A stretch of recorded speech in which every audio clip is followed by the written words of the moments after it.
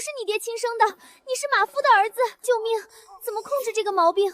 我叫沈锦书，永历侯府嫡女，从小钻研账册案卷，精通推理。摔了一跤之后，添了一个毛病，脑子还在想这话该不该说，嘴已经把推断说了出来。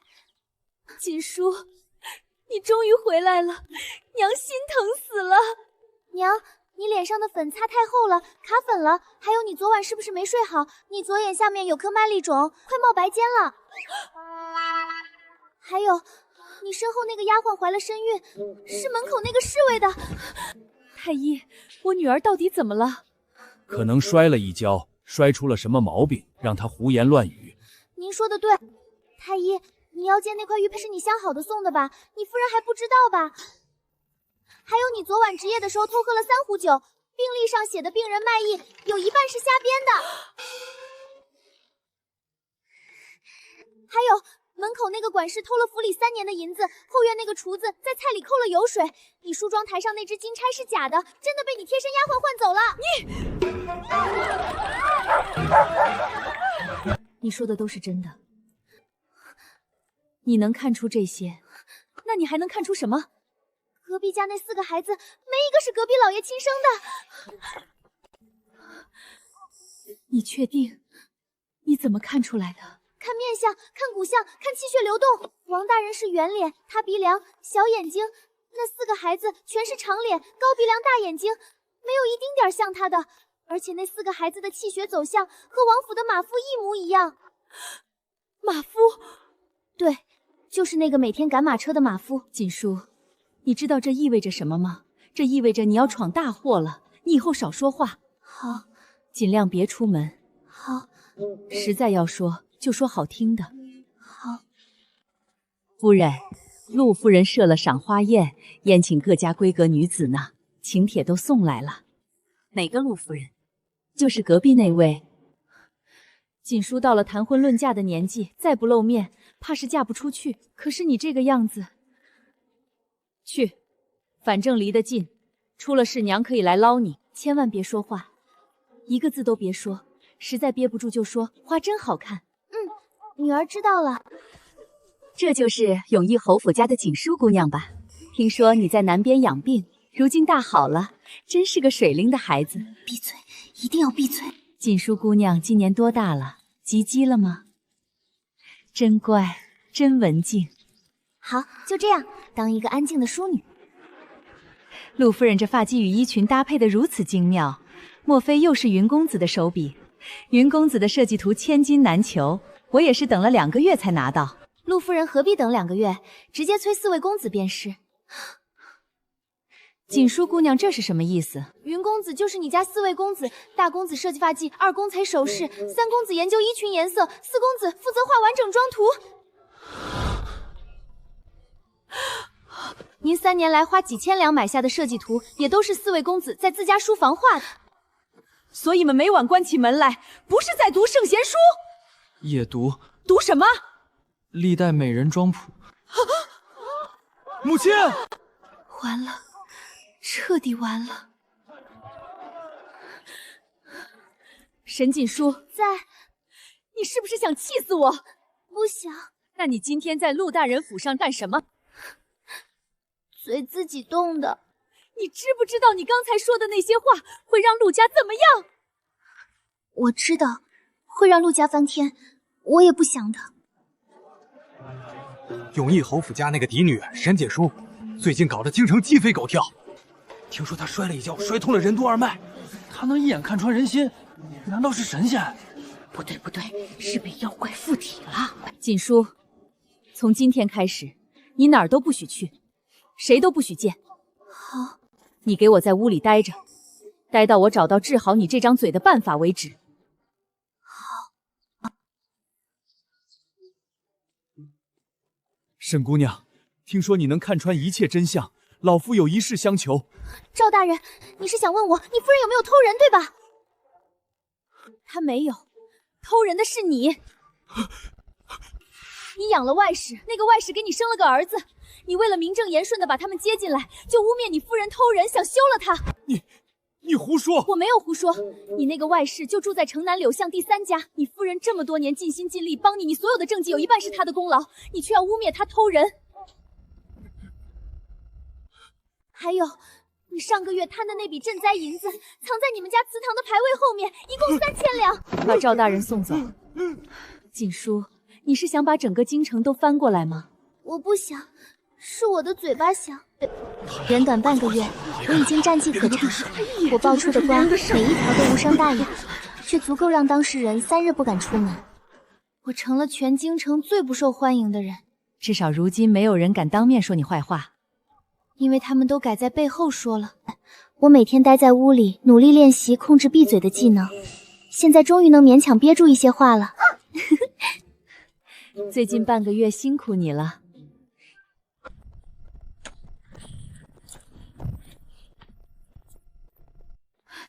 夫人，裴将军来了。锦书，快回屋！怎么啦？前几日你已经把半个京城都翻过来了，今日来是靖安侯世子，他身后牵着的是朝廷，是兵权。你若再说出什么不该说的话，娘也保不住你。你就是沈锦书。听说你善于从细节发现真相，那你看看我。全京城都传你与你的贴身副将关系过于亲近。你数次拒绝各家议亲，每次出征随行只带那位副将，他负伤那日，还是你亲自将他背出战场。所以，你也信外界那些不实传言？不信，你背他是因为他替你挡过一剑，你不议亲也不是因为他，是早有喜欢的人。有点意思。既然传言是假的，你说该如何澄清？娶我！京城贵女都被流言吓跑了，没人敢嫁你。只要你娶了我，那些流言自然不攻自破。好，我娶你。方才不算，我们从长计议。3日后，我来娶你。我这张嘴就这样把自己嫁了出去。来人，备嫁妆。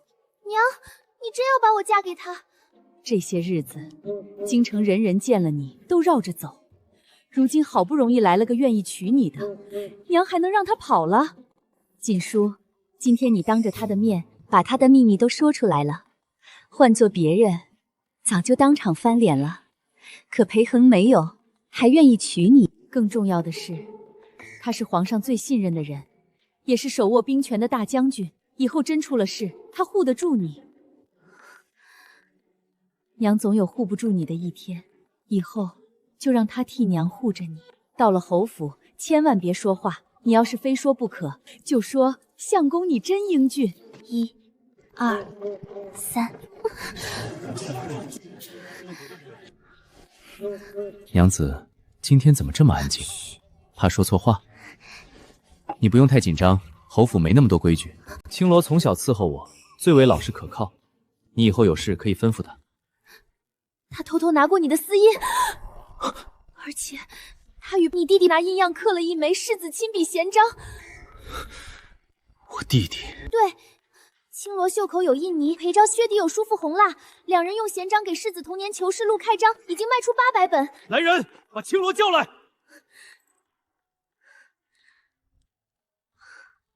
世子，您找我？我不说，我真的不说了。你房里有只银匣子，里面装着卖书所得的银子，还有裴昭写给书坊的交货单。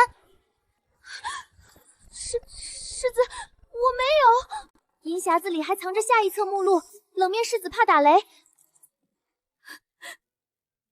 有意思，新婚之夜，娘子送了我这么一份大礼。你还有什么要说的吗？真的没有了？那你看看我还有什么秘密？不行，打死也不能说了。再把相公的秘密抖出来，我今晚就别想活着出这个门了。行了，你睡吧。你呢？我去处理点家务事。新婚之夜，独守空房，我大概是全京城最惨的新娘了。锦书来了，都是一家人，不必紧张。少说话，先敬茶。进了侯府便要守规矩，你婆母行事最为稳重，你应当多向她学习。妾身只是替侯爷分忧。婆母，这3件东西，您花了18000两。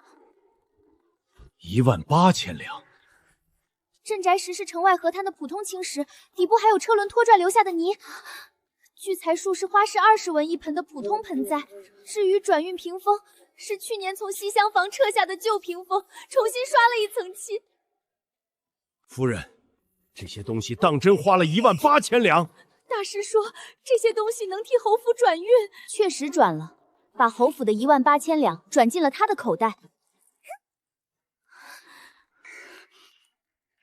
完了，进侯府第1天，我替侯府省下了以后的银子，也成功得罪了婆婆。茶敬完了，我们回房。申锦书，我们谈谈，你这张嘴到底是怎么回事？我能从细节里分析出结果，可自从摔了一跤，脑子刚得出结论，嘴便全说了出来。有时我知道不能说，可嘴停不下来。所以你说出的不是凭空知道的秘密，而是根据线索得出的推断。你不是不知道什么该说，只是得出结论以后，嘴没有给你判断该不该说的时间。就是这样。昨日让我娶你，也是推断出来的办法。娶我是解决传言最直接的办法，可当众说出来，也是没管住嘴。后悔了？有一点，我怕自己又闯了祸。若你真的不愿意，我不会用一句脱口而出的话困住你。婚事和传言都可以另想办法，但若你愿意留下，我们便慢慢把这桩婚事过成真的。我愿意试试。这不是什么护身物，只是一个提醒。以后想开口时，先摸完这3颗。第1颗，想清楚自己看见了什么；第2颗，分清是证据还是猜测；第3颗，再决定当众说、私下说，还是暂时不说。若我根本忍不到第3颗呢？今日多忍1息，明日便可能多忍2息。我不是要你变成一个不敢说话的人，只是想把说与不说的选择还给你自己。现在试试，看见什么了？你左手受伤了，还故意把袖口拉下来，怕我看见。昨日1息都忍不住，今日至少摸完了1颗。你去哪儿？去处理今日留下的麻烦。夫人替侯府止了损，我总得替夫人挡一挡余波。侯爷连夜报官，顺着卖屏风的旧货铺查到了那个假大师，追回了12000两。侯夫人呢？闭门不出。她虽然保住了剩下的银子，却成了全府笑话，恐怕把这笔账记在您头上了。沈锦书，你出来！沈锦书，你害我回收800本书，还赔了800两，今日必须给我一个交代。盖着假闲章的画本，本来就该回收。你不过是一枚书斋闲章，谁会当真？但能让读者相信书里的故事经过裴恒认可。你把裴恒被受伤侍将回营写成了彻夜守在榻边，又把并肩作战写成世间唯有一人懂他。文笔不好，那可太好了，好到全京城都以为裴恒与副将关系不清不楚。那桩流言最早便是从这本书传出去的，你又盖上世子亲笔闲章，读者自然以为裴恒亲自承认了书中内容。流言又不是我亲口说的，但话是你故意写的暧昧的。那你想怎么样？你负责澄清，并向副将道歉。就这些？就这些，很好。这次没有说不该说的。不过是顺着画本查到我头上，外面倒把你传得无所不知。世子童年糗事录交货单的笔记与衡山居士书作笔记一模样。笔记相似怎么了？我不是衡山居士。或许是我认错了，毕竟衡山居士的文笔也不怎么样，尤其是冷面侯爷夜夜哄妻结尾那句，他一哭，他的心就碎了，写的实在俗气。胡说，原句分明是他一落泪，他的心便跟着碎了。你不是没写过吗？我看过不行吗？二公子当然记得，那句话他改了3遍。青罗，原来真是你！霸道将军掌心焦，还有将军说他不近女色，都是你写的。不许再说！书铺让二公爷写的甜一些，二少爷写的很汪野。你到底是谁的人？世子的人。那你替他写了我800本糗事。奴婢也是今日才重新思考这个问题。所以，天天写眼尾猩红、嗓音沙哑的衡山居士是你。写花本怎么了？我又没偷没抢。写花本当然没错，你还藏着……我床底藏着什么？1、2、3，与你伪造闲章无关。不说了，我不该当众揭开你的笔名，这件事我给你道歉。光说对不住有什么用？全府都知道我是衡山居士了，至少销量应该会涨。我谢谢你。我会在下一册捐筹，长青兄长与副将的关系，也会亲自向副将赔罪。还有假闲章，全部销毁。还有拖欠青罗的4成法袍，是6成。奴婢又开始思考自己是谁的人了。以后再写，不许伪造印章。家里的事没有本人点头，也不许落笔。我又没控制住自己，我不该为了压过他，把笔名也一起揭开。你最后忍住了，已经是很大的进步。来，坐下说。可我要多久才能真正管住？不用着急，慢慢来，我陪着你。你有没有想过，你这份本事除了让你烦恼，也能帮助别人？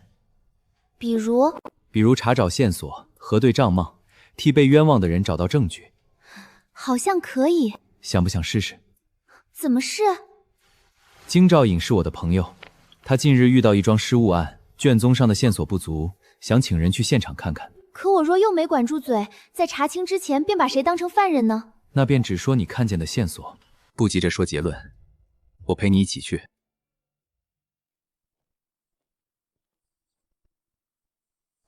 城南张家被人叼了一只祖传玉瓶，库房门窗无损，锁也没有被撬，能够接触钥匙的只有张老爷、张夫人和管家。世子妃，谁偷的？不知道。你不是很会看吗？会看不等于会猜，只看到卷宗没看过现场，不能判断是谁。有道理，先去现场。这是10粉烧成的仿品。夫人，小人没有碰过玉瓶。他袖上只有木屑，应当是休架子留下的，不能证明拿了玉瓶。张老爷指甲里有当铺蜂蜡，鞋底又沾着玉器铺常用的白纱。顾大人可以先查他今日是否去过当铺。恒通当铺4日前收过一只白玉瓶，瓶底家徽都与张家报失的玉瓶一致。5日前，张老爷买过一只外形相似的绣玉拼接瓶。看来案子查清了。你为何要这样做？商号压货，货款迟迟没有收回，又要给伙计发工资，我才典当白玉瓶，想着货款到了便赎回。多谢世子妃，若没有您，小人绣上木屑，又能进入库房，只怕怎么也洗不清嫌疑。今日我说了很多话，却没有闯祸，还替人洗清了嫌疑。你带我去查案，就是想让我知道这个？你能看见别人忽略的线索，也能替被冤枉的人找到真相。你的本事从来不是缺点，只是没找到使用它的方法。夫君，可以放开了。怕马车再颠。路很平。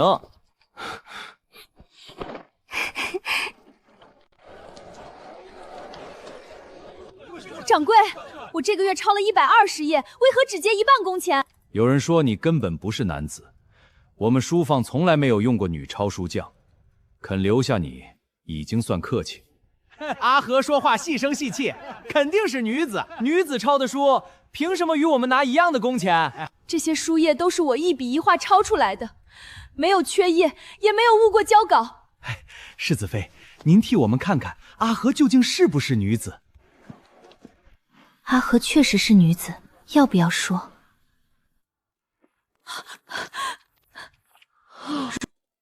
如果说了，阿和会失去这份活计，药宝可能再也买不起，那2张启蒙纸的主人也可能再没有纸笔可用。你少结他工钱，是因为他抄错了，还是因为你怀疑她是女子？因为他隐瞒身份。书逢按页结算，还是按男女结算？自然按页。给我看看账。那他抄的最多，错字最少，为什么只给1半？可她若是女子，但这些字不会因为男子写的便更值钱，也不会因为出自女子之声便便宜1半。所以她到底是不是女子？我只能帮你看书稿和账目，他已经把活做完了，你便该按照原先约定付钱。世子妃，您其实已经看出来了，对不对？你是不是女子，不是他克扣工钱的理由。从前我也知道有些话不能说，可等我反应过来，话已经出口了。今日为何停住了？我看见那个药包时，忽然想到，一旦说出来，阿和会失去什么？从前我只看得见答案，今日我先看见了答案会伤到谁。不是木珠拦住了你，是你自己停下来的。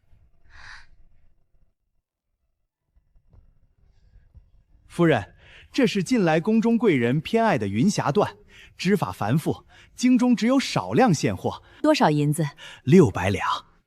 去取银票来。这是假的，不知这匹云霞缎出自江南哪一家织坊？江南名坊众多，说了世子妃也未必知道。原来如此，这上面为何没有织坊名称和进货凭证？夫人，这种料子十分抢手，城东周夫人已经派人问过2次，小人念着与侯府多年的交情，才先送到这里。锦书问的是货从哪里来，若夫人嫌贵，也不必勉强。周夫人向来出手爽快，想必不会追问这些琐事。小人原以为侯府看重的是料子，不会为了区区600两反复计较一张货票。先说有人抢着买，再拿周夫人来激我，你是觉得我好骗，还是觉得侯府的银子太好拿？夫人既然不信，这笔买卖不做也罢，把布收起来，我们走。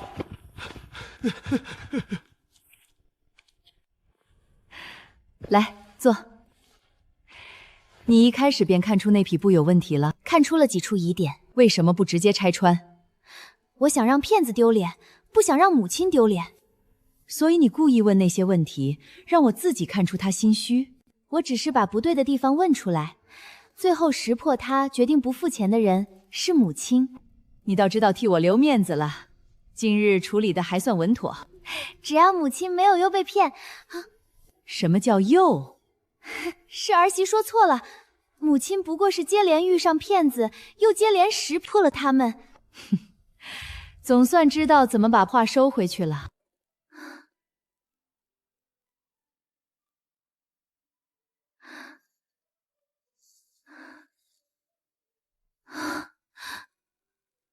那是3年前的我。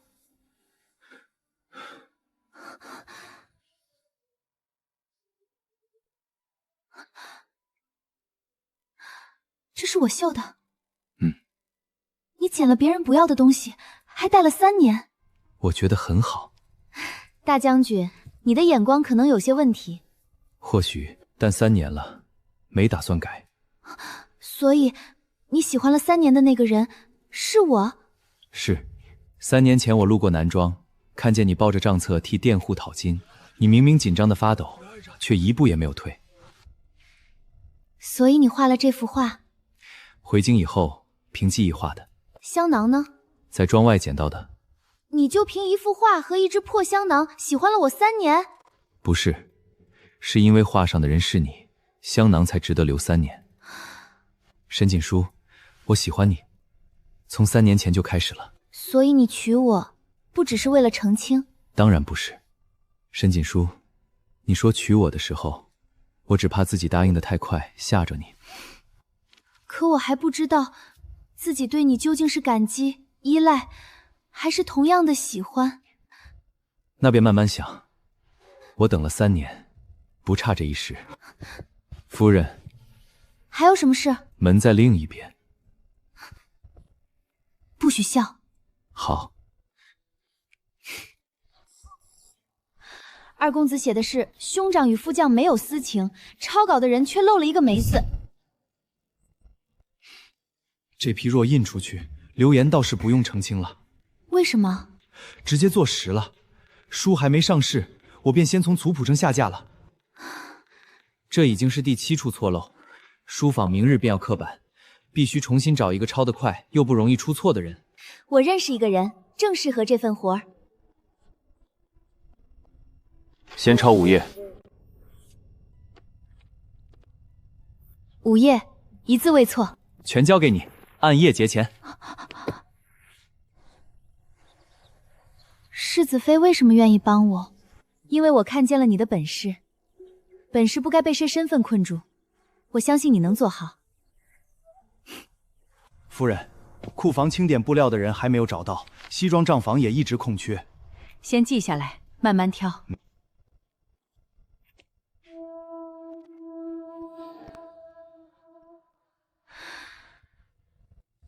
鸳鸯绣得像鸭子，还想进库房？奴婢绣工不好，可奴婢认得布料。这是月白缎，这一束受潮了。春娘绣不好鸳鸯，却能一眼分清上百种布料和丝线。下一个，少了37文。你一个做短工的，还会看账？13日工扣2日饭钱，应得522文。这里只有485文。这笔修粮仓的32两，记重了。刘嫂没做过账房，却有一身算账的好本事。阿和的事情以后，我才发现，许多女子不是没有本事，只是连证明自己的机会都没有。我第一次发现，我这双眼睛不只会看见秘密，也能看到那些一直被埋没的本事。也许我把它放到它本该站位置上，就能帮到他们。春娘是针线房的人，柳氏更从未正式做过账房，所以先试工。若他们做不好呢？春娘的清点记录由我核查，刘嫂的账目每10日复核一次。申锦书，你真准备把侯府变成善堂？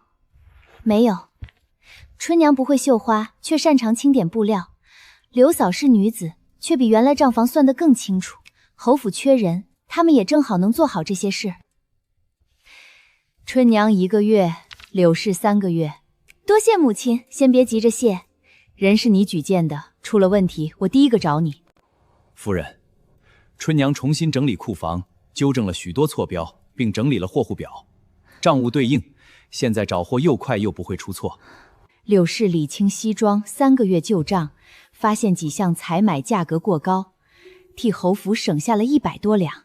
阿和替侯府整理抄写庄子草账，几十页账册，他抄得整齐又清楚。看人倒是准，也知道往哪儿放。既然来了，就别堵在门口。母亲，母亲，这是侯府近日还有几处空缺。母亲，我还能举荐女子吗？男子也好，女子也罢，能把事情做好，就是侯府要用的人。母亲不怕我又把侯府当成善堂？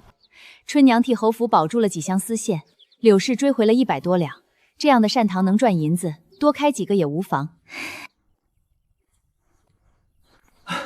嫂嫂，你叫我什么？嫂嫂，看来事情不小。你能不能帮我同管家说一声，让阿和先替我抄2稿？阿和不是在抄账册，就是被管家抢去抄账册了。我刚知道他抄的又快又准，管家就把人抢走了。你急着抄什么？小娘子她又不理我了。青罗，上一位抄稿人把小娘子她又不理我了抄成了小娘子她又不认我了。甜宠变认亲，还把郎君递上糖糕抄成了郎君递上状纸。再抄下去，男女主不是成亲，是升堂。所以你想请阿和救场？救场也救命。再晚一点儿，我就要从衡山居社改名刑部居士了。我可以帮你问管家，也问阿和愿不愿意接急活，但答不答应，看他自己。只要他愿意，工钱翻倍。急件费、保密费、重抄费。还好，只有3项。另加救命费。救谁的命？二公子笔下那对被抄进大牢的苦命鸳鸯，这算也合理。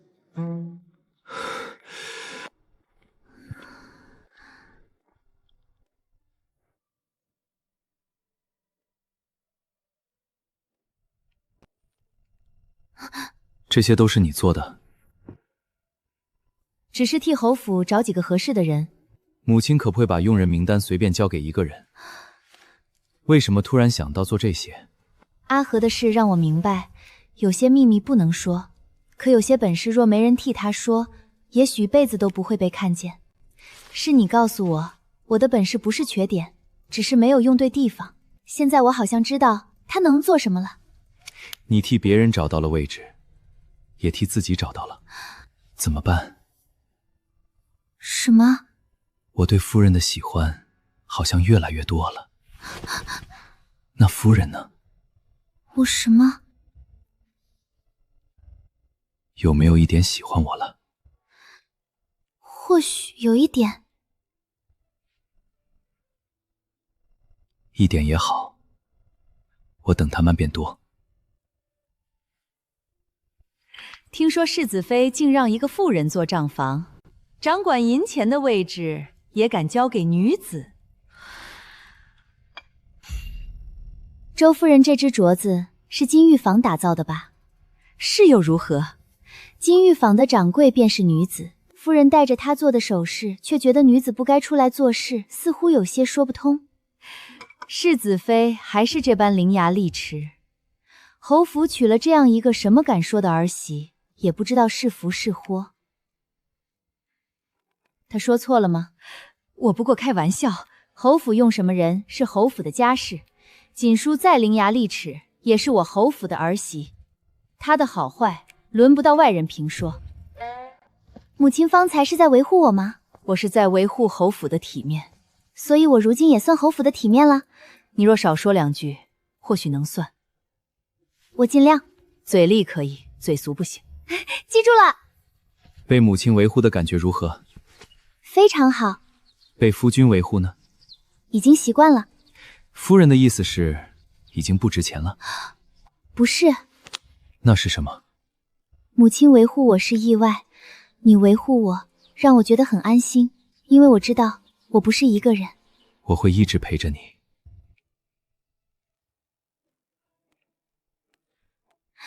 出了什么事？边军收到的粮里掺了陈糠，可粮仓、车行、军营3处账目全都对得上。我能看看账册吗？可以。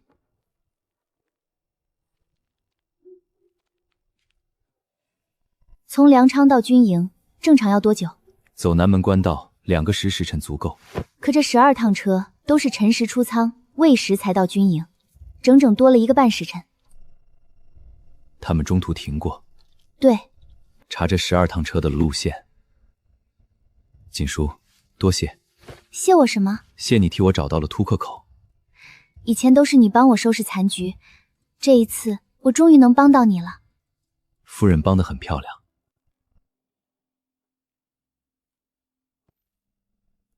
证据都指向车夫，但他不认。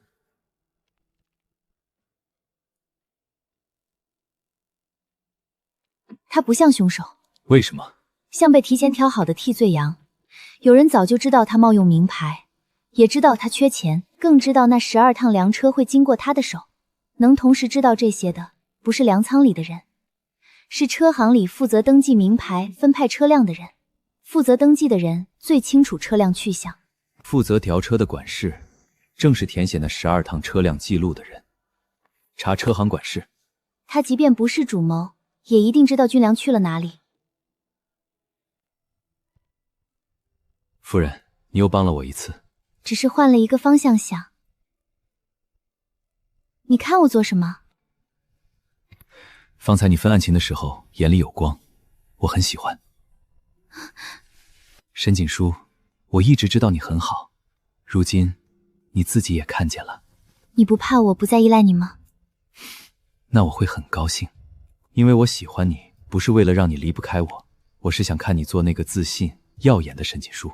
若我真的变得很耀眼呢？那我便尽些，让所有人都知道，这么耀眼的夫人是我的。裴恒，我对你的喜欢好像又多了一份。这一分我收好了。世子在旧药仓遭到埋伏，仓下另有暗道，属下为世子走散了。你从哪里逃出来的？属下被暗道里的水冲走，醒来时在城北荒巷，旁边有几口废弃染缸。拿城北地图来。旧药仓周围地势干燥，没有河流，也没有染坊，可这里有一座废弃染坊，紧邻废水渠，这条水渠更好从旧药仓地下穿过。旧药仓只是入口，侍卫是从这里被水冲出来的，说明暗道通向旧染坊。那些人能从这里逃，军粮也可能从这里转走。一队去旧药仓，一队去旧染坊。你留下，裴岩在哪里？带上所有侍卫，跟在最后，不许逞强。好，控制前院。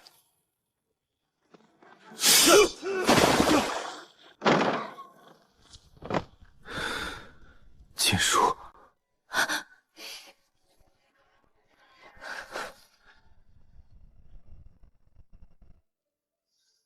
我答应过会回来。你回来的太晚。我差一点就找不到你。是我的错。世子伤的是手，失血过多。世子方才踹人那一脚挺有劲儿的。方才夫人不在，当我没说。喝药。手疼，伤的是左手。牵一发而动全身。你方才用右手翻了半个时辰卷宗。卷宗比较轻。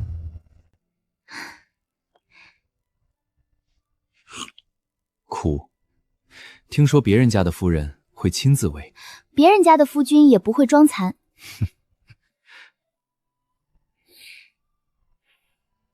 你以前问我对你的喜欢有没有多一点？我当时说错了。哪里错了？不是一点。今日找不到你时，我很害怕。我怕的不是没人护着我，是往后的日子里再也没有你。裴恒，我分清了。裴航，我喜欢你，很喜欢。别动，让我抱一会儿。等了3年，终于等到夫人也喜欢我了。裴恒，你很紧张？有吗？心跳快，手心出汗，耳朵也红了。这种时候不必观察得如此仔细，给为夫留些颜面。这一次不用等了。阿赤，谁？你们来做什么？送药。药呢？在奴婢这里。我负责陪同送药。陪到窗外，那是为了寻找最佳送药角度。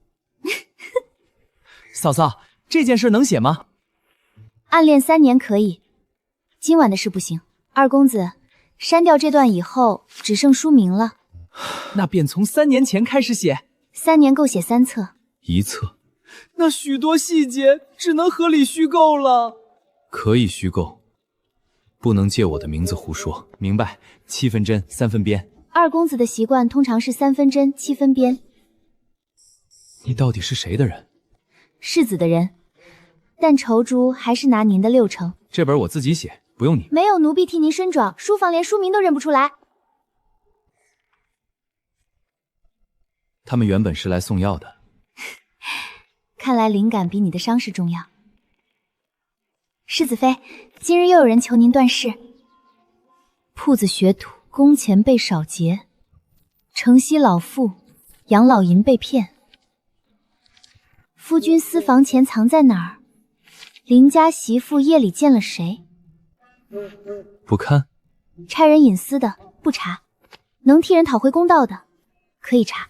嫂嫂，大喜！书卖完了。卖完了，全京城都在议论我。不是议论您。第1条，冷面世子竟然暗恋3年，真能忍。第2条，世子妃到底何方神圣，能让世子藏兔子香囊3年？第3条，衡山居士是谁？主重要。第2册什么时候出？二公子书红了，但您没有。